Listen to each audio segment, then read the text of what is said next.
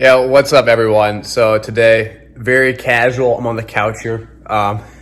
It's cold outside, by the way. I'm not sure why. It just started.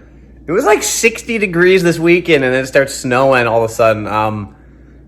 Not fun. Point is, though, we're going to go into some eccentric work I've been doing.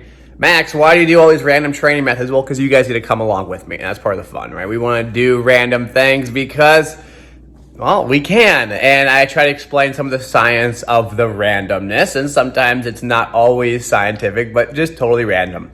But we'll be doing some eccentric exercises, and so eccentric dominant, I should say, not totally eccentric in the sense that they're only eccentric, but it's an eccentric emphasis, and we're using that with high levels of overload. So we're going to check it out. I'll voice over the training session as you guys watch it, explain some of the science behind it, why I do it, how I like it. This training session was done in part of a bigger training session. So I did about 10 sets. I think I did 5 sets or 6 sets in all.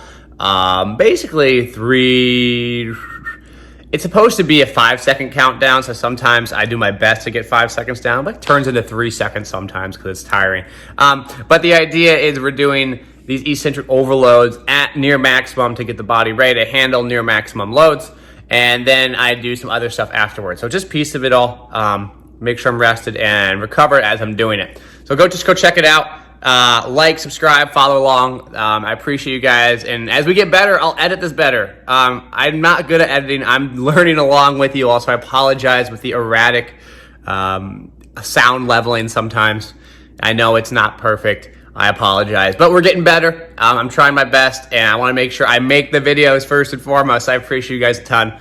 And let's go check it out. And as always, got some cool people coming on in the future. I gotta stop rambling. Let's go check out the video.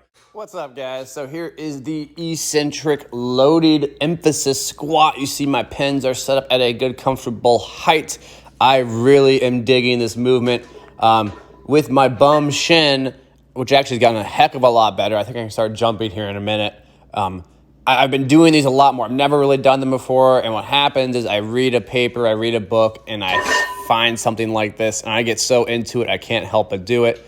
There's an old East German paper that was talking about the benefits of eccentric heavy squats and all the gains you'll make, so I figured I will do them. Now, the thing about eccentric lowering, I had my tips up on there. You can check them out. Important time saver, by the way. Put the heaviest weight on the outside. So I have, like, for example, if there's 3, that's a 25 on the outside, even though it's a big 25. That is like 365 plus 45. So I'm not good at math. What is that, 455?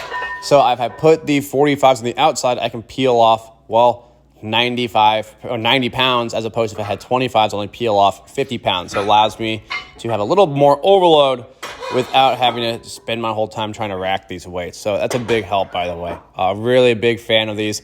Let's check out my calves. Man, I was doing these. I saw some video. Those calves are looking extremely athletic. I have no idea if it's the angle or my Achilles tendon just be growing, but look at that thing. Just a little poking some fun at it. Someone mentioned it the other day in my story, so I would give them a plug. The point is, this movement is overloaded. It's at my 1 rep max, 455, and I did it for about, 6 sets in all. Yes, I wear a belt. You might ask me, Max, why do you wear a belt when you do this? Because it's really heavy weight, and it makes me feel more comfortable. I get a better bracing of the core. And if I'm going this heavy and I'm trying to train my legs, there's no reason to jeopardize myself. I feel more comfortable with it. I let athletes wear a belt. It doesn't mean we get to change our form. So the rule is, if you're wearing a belt, the belt does not change your form. Your form should stay consistent and be the same throughout, with or without a belt. The belt should just help you, if anything, produce movements with better form. So when doing this, I like to try and at least still keep in consideration having some effort on the concentric phase, so driving up nice and tall. The idea is the eccentric portion maximally stimulates these motor units because it's so heavy. It also trains some of the back muscles, so you can have, better loads in the future if you're trying to squat heavy like myself. And then the concentric drive is working on that rapid rate of force development. So that kind of ties it all together for the eccentric concentric movement.